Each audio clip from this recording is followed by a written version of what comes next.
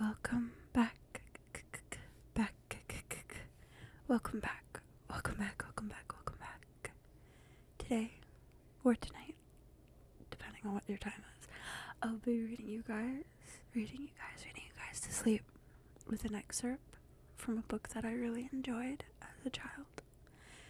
Also a book that many of you may recognize. It was where it turned into a trilogy of movies that a lot of people really enjoyed and still do enjoy. So, with that, let's begin. When Mr. Bilbo Baggins of Bag End announced that he would shortly be celebrating his 11th birthday with a party of special magnificence, there was much talk and excitement in Hobbiton. Bilbo was very rich and very peculiar, and had been the wonder of the Shire for 60 years, ever since his remarkable disappearance and an unexpected return. The riches he had brought back from his travels had now become a local legend, and it was popularly believed, whatever the old folk might say, that the hill at the end of Bag End was full of tunnels stuffed with treasure. And if that was not enough for fame, there was also his prolonged vigor to marvel at. Time wore on, but it seemed to have little effect on Mr. Baggins. At 90, he was much the same as at 50. At 99, they began to call him well-preserved, but unchanged. Would have been nearer the mark. There were some that shook their heads and thought this was too much of a good thing. It seemed unfair that anyone should possess, apparently, perpetual youth, as well as reputedly inexhaustible wealth. It will have to be paid for, they said. It isn't natural, and trouble will come of it. But so far, trouble had not come, and Mr. Baggins was generous with his money. Most people were willing to forgive him his oddities and his good fortune. He remained on visiting terms with his relatives, except, of course, the Sackville Bagginses. And he had many devoted admirers among the hobbits of poor and unimportant families. But he had no close friends until some of his younger cousins began to grow up. The eldest of these, and Bilbo's favorite, was young Frodo Baggins. When Bilbo was 99, he adopted Frodo as his heir and brought him to live at Bag End. And the hopes of the Sackville Bagginses was finally dashed. Bilbo and Frodo happened to have the same birthday, September 22nd. "You'd better come and live here, Frodo, my lad," said Bilbo one day, "and then we can celebrate our birthday parties comfortably together." At that time, Frodo was still in his tweens, as the hobbits called the irresponsible 20s, between childhood and coming of age at 33. 12 more years passed.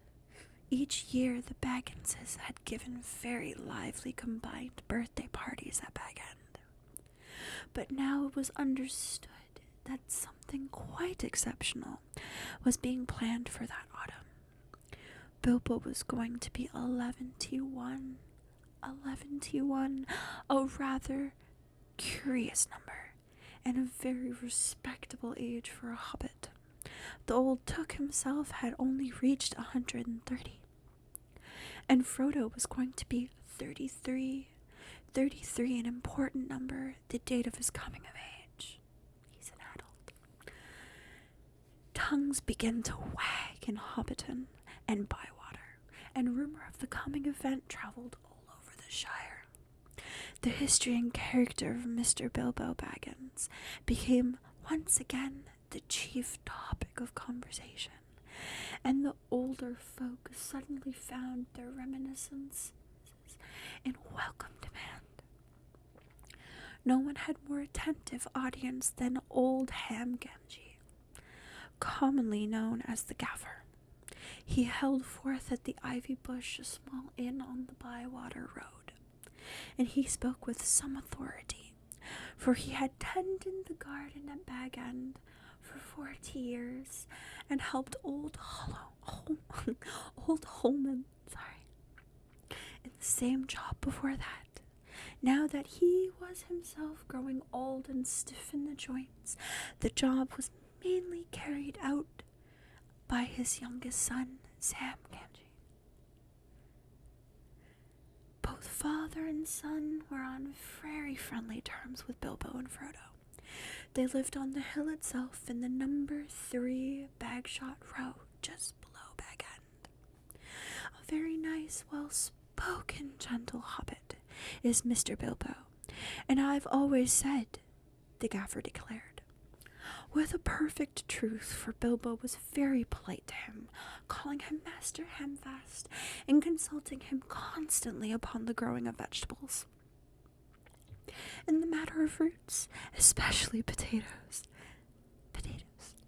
the Gaffer was recognized as the leading authority by all of the neighborhood, including himself. But what about this Frodo that lives with him? Asked old Noakes of the Bywater. Baggins is his name, but he's more than half a brandy buck, they say. It beats me why any Baggins of Hobbiton should go looking for a wife away there in the Buckland, where folks are so queer. And no wonder they're queer, put in the dandy 2-foot, the Gaffer's next-door neighbor. I'm just taking a twang into my voice there. If they live on the wrong side of the Brandywine River, and right against the old forest, that's a dark but bad place, if half the tales be true. You're right, Dad, said the Gaffer. Not that the brandy bucks of Buckland live in the old forest, but they're a queer breed, seemingly. They fool about with the boats on the river, and that isn't natural. Small wonder that trouble come of it, I say. But be that as it may, Mr. Frodo is a nice young hobbit, as you could wish to meet. Very much like Mr. Bilbo, and in more than just looks. After all, his father was a Baggins. A decent, respectable hobbit was Mr. Drogo Baggins. There was never much to tell of him till he was drowned. Drowned, said several voices. They had heard this, and other darker rumors before, of course, but hobbits have a passion for family history, and they were ready to hear it again. Well, so they say, said the Gaffer. You see, Mr. Drogo, he married poor Miss Primilla Brandybuck. She was our Mr. Bilbo's first cousin on the mother's side, her mother being the youngest of the old Took daughters. And Mr. Drogo is his second cousin, so Mr. Frodo is his first and second cousin, once removed either way. As the saying is, if you follow me, and Mr. Drogo was staying at Brandy Hall with his father-in-law, old Master Gorboduc. Weird name. As he often did after his marriage, him being partial to his vitals, and old Gorboduc keeping a mighty generous table. And he went on boating in the Brandywine River, and he and his wife were drowned, and poor Mr. Frodo only a child and all. I've heard they went on the water after dinner in the moonlight, said old Noakes, and it was Drogo's weight as sunk the boat. They're all gonna have the same voice.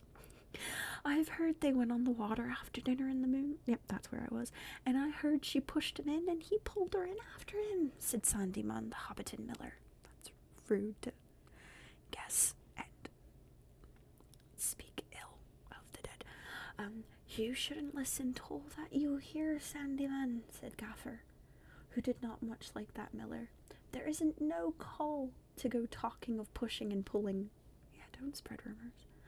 boats are quite tricky enough for those that sit still without looking further for the cause of trouble. Anyway, there was this Mr. Frodo left as an orphan, and stranded as you might say, among those queer Bucklanders, being brought up anyhow in Brandy Hole. A regular warren by all accounts. Old Master Gorbaduck never had a fewer than a couple hundred relations in the place. Mr. Bilbo never did a kinder deed than when he brought the lad back to live among the decent folk. So rude. But I reckon it was a nasty knock for those Sackville Bagginses. They thought they were going to get Bag End that time when he went off and was thought to be dead. And then he comes back and orders them off, and he goes on living and living, never looking a day older, bless him. And suddenly he produces an heir, and has all the papers made out proper.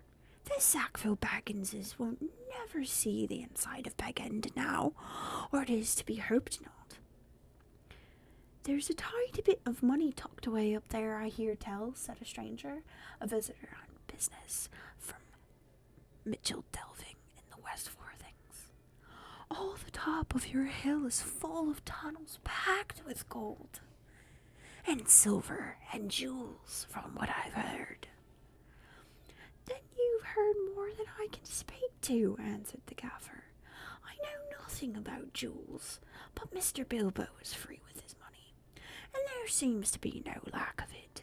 But I know of no tunnel making. I saw Mr. Bilbo when he came back a matter of 60 years ago, and when I was a lad, I had not long come to practice to old Holman, him being my dad's cousin. But he had made me up at Bag End, helping him to keep folks from trampling and trespassing all over the garden while the sale was on. And in the middle of it all, Mr. Bilbo comes up the hill on a pony, and some mighty big bags and a couple of chests. I doubt they were mostly full of treasure he had picked up in foreign parts, where there be mountains of gold, they say, but there wasn't enough to fill tunnels. But my lad Sam will know more about that. He's in and out of Bag End, crazy about stories of old days, he says. And he learned to listen to Mr. Bilbo's tales. Mr. Bilbo has learned him his letters, meaning no harm, mark you, and I hope no harm will come of it. Oaths and dragons, I says to him, cabbages and potatoes are better for me and you. Don't go getting mixed up in that business of your betters, or you'll land in trouble too big for you, I says to him. And I might say it to others, he added with a look at the stranger and the miller. But the gaffer did not convince his audience. The legend of Bilbo's wealth was now too firmly fixed in their minds of the younger generations of hobbits. But he is likely enough, adding to what he brought at first, argued the miller, voicing a common opinion. He's often away from home, and looks at the outlandish folk that visit him. Dwarves come at night, and that old wanderer conjurer Gandalf. And all. You can say what you like, Gaffer, but Bag End's a queer place, and its folk are even queerer. And you can say what you like about what you know no more of what you don't of boating, Mr. Sandyman, retorted the gaffer, disliking the miller even more than usual. If that's being queer, then we could do with a bit more queerness in these parts. There's some not far away that wouldn't offer a pint of beer to a friend if they lived in a hole with golden walls. But they do things proper at Bag End. Our Sam says that everyone's going to be invited to the party, and there's going to be presents, mark you. Presents for all this very month, as is. My voice. This very month was September, and as fine as you could ask. A day or two later, a rumor, probably started by the knowledgeable Sam, was spread about that there was going to be fireworks. Fireworks, what is more, such as had not been seen in the Shire for nigh on a century. Not indeed since the old Took died. days passed, and the day drew nearer, and an odd-looking wagon laden with odd-looking packages rolled into Hobbiton one evening and toiled up the hill to Bag End. The startled hobbits peered out of the lamplit doors to gape at it. It was driven by outlandish folk singing strange songs, dwarfs with long beards and deep hoods. A few of them remained at Bag End. At the end of the second week in September, a cart came in through the bywater from the direction of the Brandywine Bridge in broad daylight. An old man was driving it all alone. Gandalf's coming. He wore a tall, pointy blue hat, a long gray cloak, and a silver scarf. He had a long white beard and bushy eyebrows that stuck out beyond the brim of his hat. That's very long eyebrows, very bushy. Small hobbit children ran after the cart all through Hobbiton and right up the hill. It had cargo of fireworks, as they rightly guessed. At Bilbo's front door, the old man began to unload. There were great bundles of fireworks of all sorts and shapes, each labeled with a large red G and the elf ruin. I don't know how to tell you what the elf ruin looks like. It looks kind of like half of what a menorah looks like when it's drawn. Yeah, that was Gandalf's mark, of course, and the old wise man was Gandalf the wizard, whose fame in the Shire was due mainly to his skill with fires and smokes and lights. His real business was far more difficult and dangerous, but the Shire folk knew nothing about it. To them, he was just one of the attractions at the party. Hence the excitement of the hobbit children. Chief or grand, they shouted, and the old man smiled. Gandalf. Are any of you watching the Lord of the Rings TV show? It's been awesome. I've enjoyed it. Some people don't like it because it strays from the storyline, but I tend to find that I don't fully judge in that sense when it comes to those things, because I understand sometimes things take leeway with how they represent stuff, but it's fine if you don't like it. It's okay. They knew him by sight, though he only appeared in Hobbiton occasionally and never stopped long. But neither they nor any but the oldest of their elders had seen one of his fireworks displays. They now belonged to a legendary past. When the old man, helped by Bilbo and some dwarves, had finished unloading, Bilbo gave a few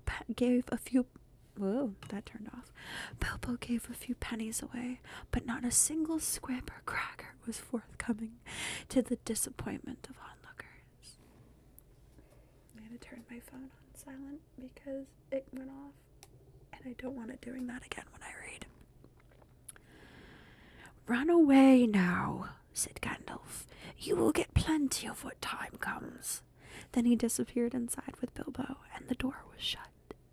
The young hobbit stared at the door in vain for a while, and then made off, feeling that the day of the party would never come.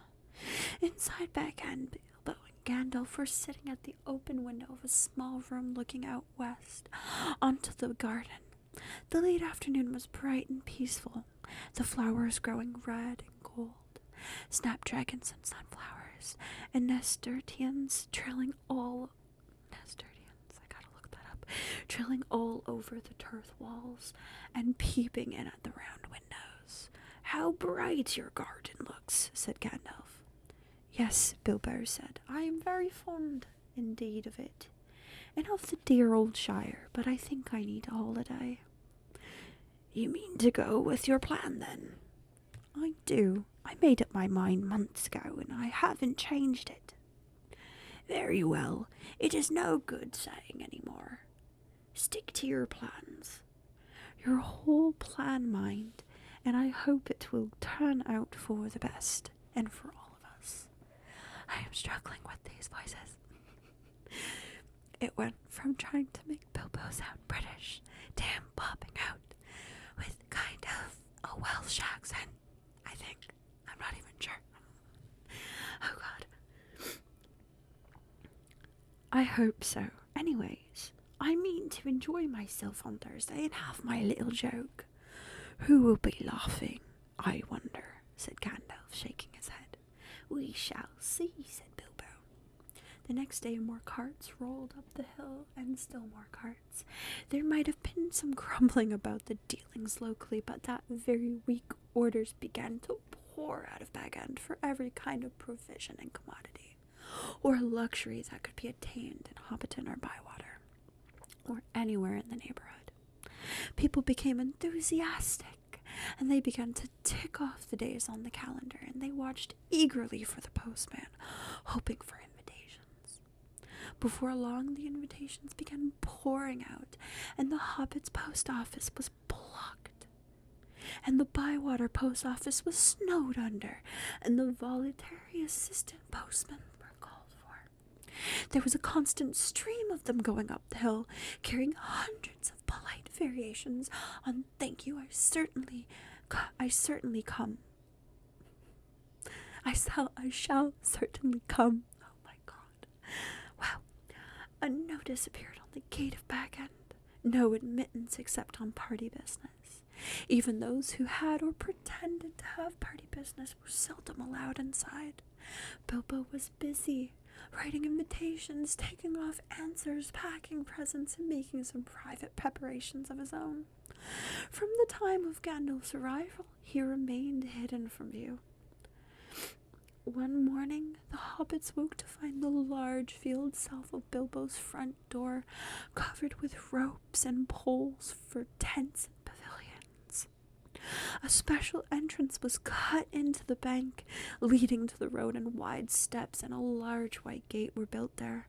The 3 hobbit families of Bagshot Row, adjoining the field, were intensely interested and generally envied. Old Gaffer Gamgee stopped even pretending to work in his garden. The tents began to go up. There was a especially large pavilion, so big that the trees grew in the field were right inside it, and stood proudly near one end at the head of the chief table. Lanterns were hung on all of its branches. More promising still, to the hobbit's mind, an enormous open-air kitchen was erected in the north corner of the field. A draught of cooks from every inn and eating house for miles around arrived to supplement the dwarves and other old folk that were quartered at Bag End.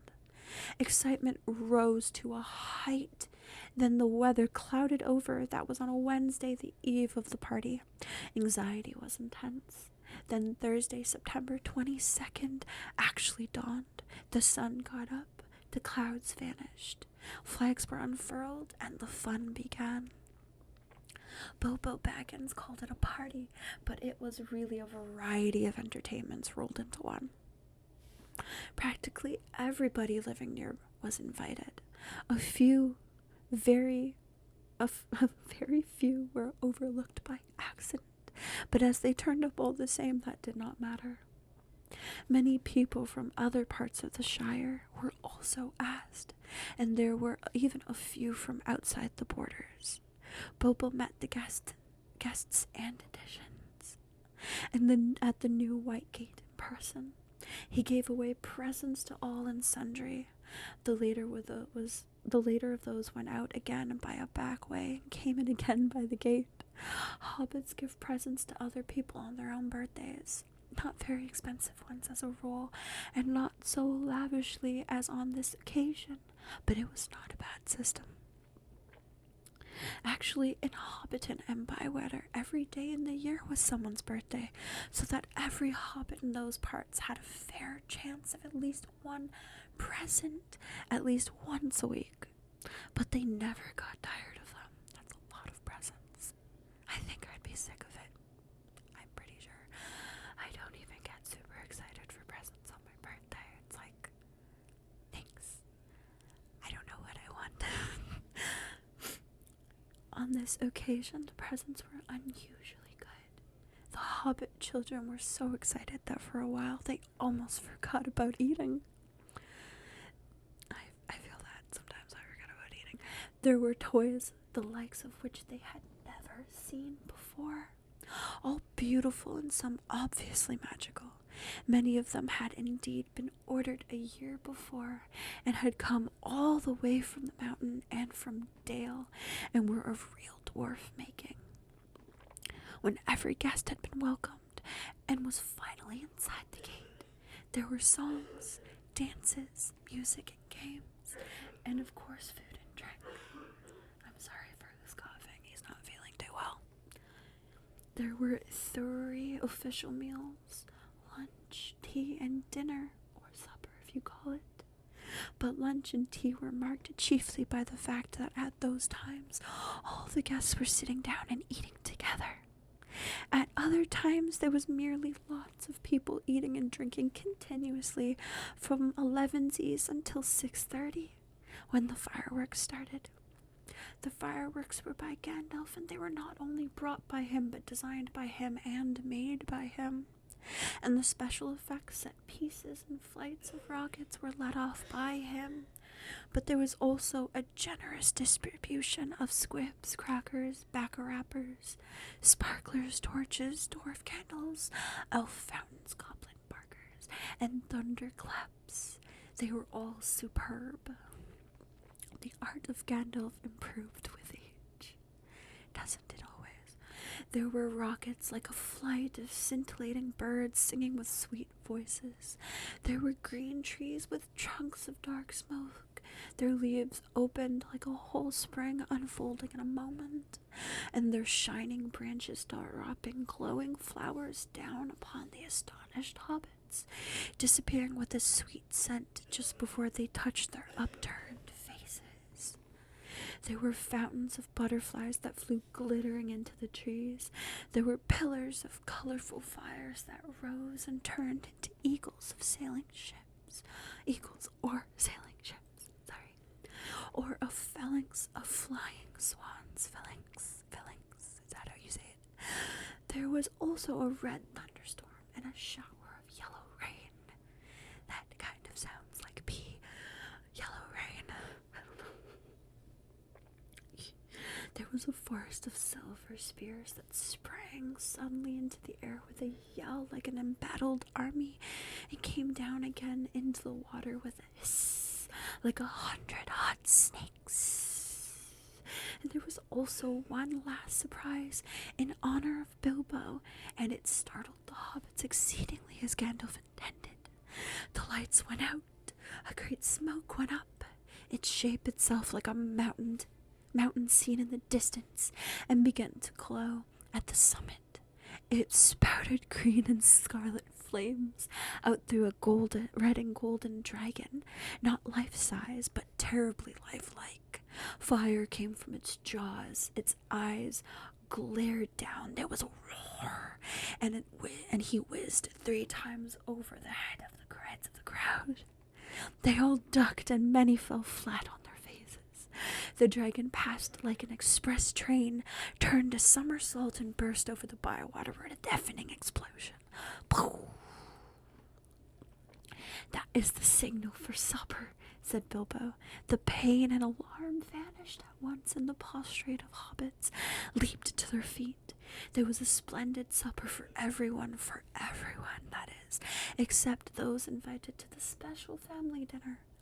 This was held in the great pavilion with the tree.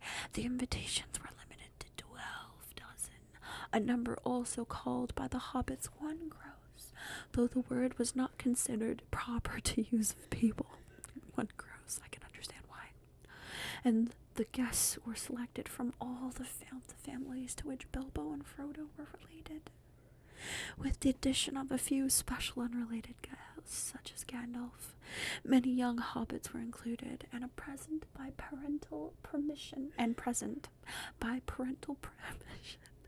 For hobbits were easygoing with their children in the matter of sitting up late, especially when there was a chance of getting them a free meal. Bringing up young hobbits took a lot of provender, I don't know. There were many Bagginses and Buffins, and also many Tooks and Brandybucks. There were also various Grubs, relations of Bilbo Baggins' grandmother, and various Chubs, connections of his Took grandfather, and a selections of burrowses, bulgars, brace girdles, brook houses, good bodies, horn blowers, and proud feats. Funny. Some of these were only very distantly connected with Bilbo, and some had hardly ever even been in Hobbiton before, and they lived in remote corners of the Shire. The Sackville Bagginses were not forgotten. Otho and his wife Lobelia were present. They disliked Bilbo and detested Frodo, but so magnificent was the invitation card written in golden ink that they had felt it was impossible to refuse. Besides, their cousin Bilbo had been specializing in food for many years, and his table had a high reputation. All of the 144 guests expected a pleasant feast, though they'd rather dreaded the after-dinner speech of their host, an inevitable item. He was liable to drag in bits of what he called poetry, and sometimes after a glass or two would allude to the absurd adventures of his mysterious journey. The guests were not disappointed. They had very, very pleasant feast, in fact, an engrossing entertainment, rich, abundant, varied, and prolonged. The purchase of provisions fell amongst to nothing throughout the district in the ensuing weeks, but as Bilbo's catering had depleted the stocks of most of the stores, cellars, and warehouses for miles around, that did not matter much. After the feast, more or less, came the speech. Most of the company were, however, now in a tolerant mood at that delightful stage, what they called filling up the corners. They were sipping their favorite drinks and nibbling at their favorite dainties, and their fears were forgotten. They were prepared to listen to anything and to cheer at full stop. "My dear people," began Bilbo, rising in his place. "Hear, hear," they shouted, and kept on repeating it in chorus. "Hear, hear, hear, hear, hear, hear." Seeming reluctant to follow their own advice, Bilbo left his place and went and stood on a chair under the illuminated tree. The light of the lanterns fell on his beaming face. The golden buttons shone on his embroidered silk waistcoat. I want a silk coat. That'd be nice. They could all see him standing, waving one hand in the air, and the other was in his trouser pocket. "My dear Bagginses and Boffins," he began again, "and my dear Tooks and Brandybucks and Grubbs and Chubs and Borrowses and Hornblowers and Bulgars, brace girdles, good bodies, brookhouses, and proud feet," shouted an elderly hobbit from the back of the pavilion. His name, of course, was Proudfoot, and very merited. His feet were large and exceptionally and both were on the table. Bad table manners. That's kind of gross. Get your feet off the table, sir. "Proudfoot," sir," repeated Bilbo. "Also my good Sackville Bagginses that I welcome back at last to Bag End. Today is my 111th birthday. I am 11-1 today. Hooray, hooray! Many happy returns," they shouted, and they hammered joyously on the tables. Bilbo was doing splendidly. This was the sort of stuff they liked, short and obvious. That's funny. "I hope you are all enjoying yourself as much as I am." Deafening cheers, cries of yes and no, noises of trumpets and horns, pipes and flutes and other musical instruments. There were, as has been said, many young hobbits present. Hundreds of musical crackers had been pulled. Many of them bore the marked Dale on them, which did not convey much to most of the hobbits, but they all agreed that they were marvelous crackers. They contained instruments small but of perfect make and enchanting tones. Enchanting tones. Indeed, in one corner of the young Tooks and Brandybucks, supposingly Uncle Bilbo to have finished, since he had plainly said all that was necessary, now got up on an impromptu orchestra and began a merry dance tune. Master Everard Took and Miss Melilot Brandybuck got on a table with bells in their hands, began to dance the Springle Ring, a pretty dance, but rather vigorous. But Bilbo had not finished. Seizing a horn from a youngster nearby, he blew 3 loud hoots. "Tur-tur, tur-tur, tur-tur." The noises subsided. "I shall not keep you long," he cried. Cheers from all the assembly. "I have called you all together for a purpose." Something in the way that he said this made an impression. There was almost silence, and one or two of the tooks pricked their ears. Pricked their ears. I can't prick my ear. My ear is rounded. "Indeed, of 3 purposes. First of all, to tell you that I am immensely fond of all of you, and that 11 years is too short a time to live among such excellent and admirable hobbits." Tremendous outbursts of approval. "Yeah. I don't know half of you as well as I should like, and I like less than half of you as well as you deserve." So rude. This was an unexpected and rather difficult. There was some scattered clapping, but most of them were trying to work it out and see if it came out as a compliment. "Secondly, to celebrate my birthday." Cheers again. "I should say our birthday, for it is, of course, also the birthday of my heir and nephew Frodo. He comes of age and into his inheritance today." Some perfunctory clapping by the elders. Clap, clap, clap, clap, clap. And some loud shouts of "Frodo, Frodo, jolly old Frodo" from the juniors. The sackful Bagginses scowled, grrr, and wondered what was meant by the coming into his inheritance. So greedy, so greedy, so greedy they are. "Together we score 144. Your numbers were chosen to fit this remarkable total. When gross, if I may use the expression." No cheers. This was ridiculous. Many of the guests, especially the sackful Bagginses, were insulted, feeling sure they had only been asked to fill up the required number. This goods in a package, one gross indeed, vulgar expression. It is also, if I may be allowed to refer to ancient history, the anniversary of my arrival by barrel at Escaroz at the Long Lake. Though the fact that it was my birthday slipped my mind on that occasion. I was only 51 then, and birthdays did not seem so important. The banquet was very splendid. However, though I had a bad cold at the time, I do, Bilbo, I understand. I remember and could only say thank you very much. Thank you very much. I now repeat it more correctly. Thank you very much for coming to my little party. Obstinate silence. They all feared that a song or some poetry was now imminent, and they were getting bored. Why couldn't he stop talking and let them drink to his health? But Bilbo did not sing or recite. He paused for a moment. "Thirdly and finally," he said, "I wish to make an announcement." He spoke this last word so loudly and suddenly that everyone sat up who still could. "I regret to announce that though, as I said, 11 years is far too short a time to spend among you, this is the end. I am going. I am leaving now. Goodbye." He stepped down and vanished. There was a blinding flash of light, and the guests all blinked. When they opened their eyes, Bilbo was nowhere to be seen. 144 flabbergasted hobbits. Flabbergasted hobbits. I would be flabbergasted too. Sat back speechless. Old Aldo Proudfoot removed his feet from the table and stamped.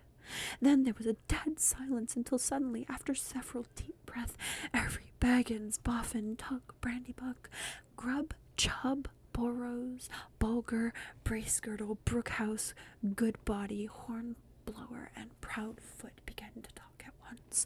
It was generally agreed that the joke was in very bad taste, and more food and drink were needed to cure the guests of shock and annoyance. He's mad as I always said so," was probably the most popular comment. Even the Tugs, with a few exceptions, thought Bilbo behaved absurd. For the moment, most of them took it for granted that his disappearance was nothing more than a ridiculous prank. But old Rory Brandybook was not so sure. Neither age nor an enormous dinner had clouded his wits, and he said to his daughter-in-law Esmeralda, "There's something fishy in this, my dear. I believe that man Baggins is off again. Silly old fool, but why worry? He hasn't taken the victuals with him." He called loudly to Frodo to send the wine round again. Frodo was the only one present who had said nothing. For one time he had sat silent beside Bilbo's empty chair and ignored all remarks and questions. He had enjoyed the joke, of course, even though he had been in the know. He had difficulty in keeping from laughter at the indignant surprises of the guests, but at the same time he felt deeply troubled. He realized suddenly that he loved the old hobbit, dearly. Most of the guests went on eating and drinking and discussing Bilbo Baggins' oddities, past and present. But the Sackville Bagginses had already departed with wrath. Frodo did not want to have any more to do with the party.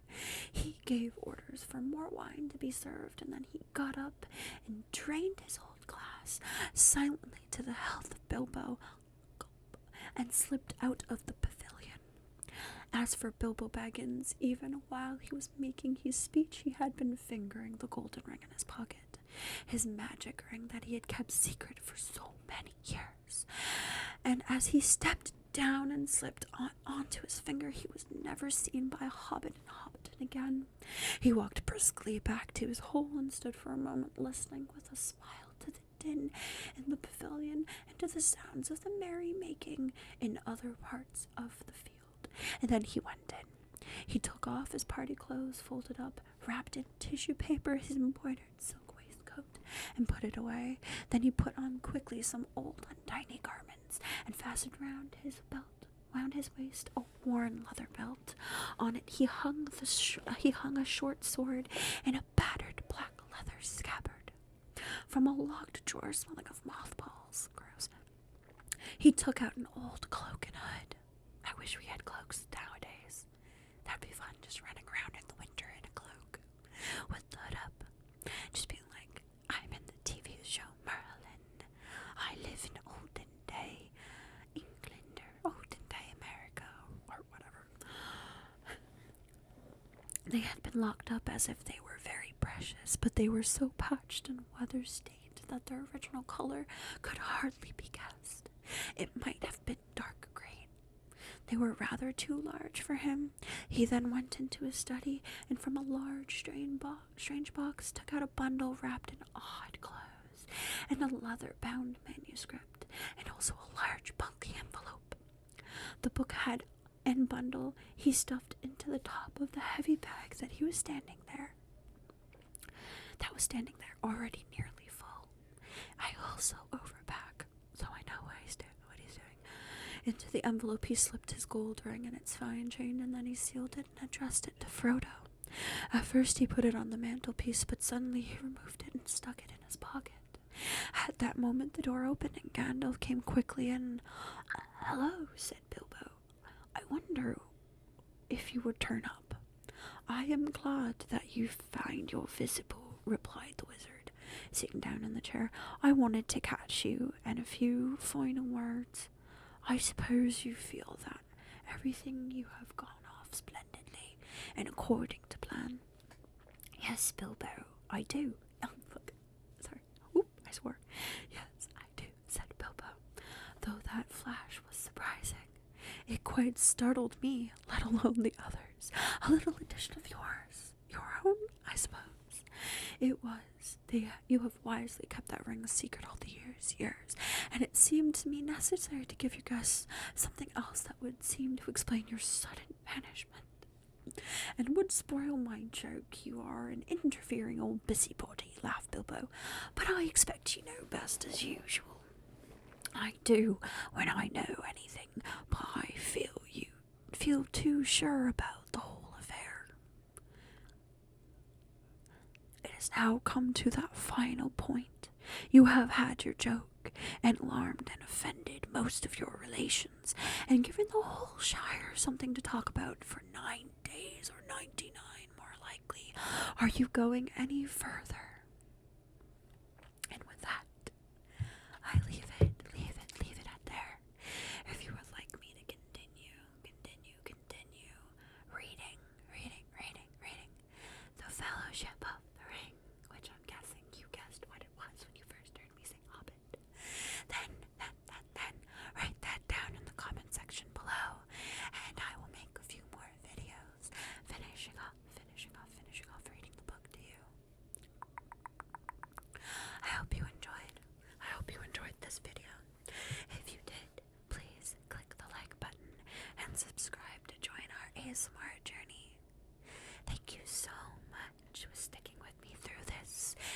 using my